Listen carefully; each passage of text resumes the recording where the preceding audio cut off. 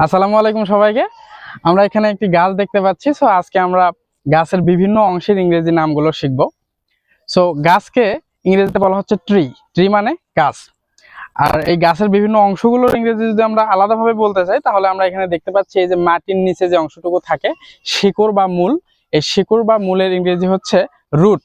Root মানে শিকড় বা মূল। তারপরে যে এখান থেকে শুরু করে এই পর্যন্ত এই অংশটাকে বলা হচ্ছে কাণ্ড। কাণ্ডর ইংরেজি ট্রাঙ্ক। ট্রাঙ্ক মানে কিন্তু কাণ্ড। এখান থেকে তারপর আমরা দেখতে পাচ্ছি বিভিন্ন ডালপালা এবং শাখা প্রশাখাগুলো বিভিন্ন দিকে ছড়িয়ে গেছে। এই শাখা প্রশাখাগুলোকে বলা হচ্ছে branch.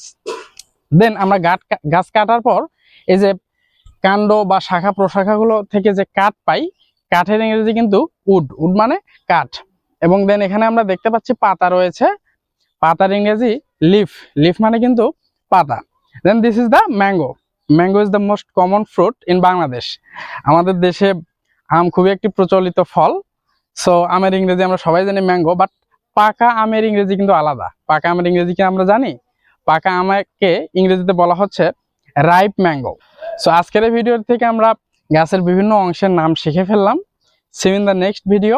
Stay happy, stay safe, and subscribe for more videos. Allah Hafiz.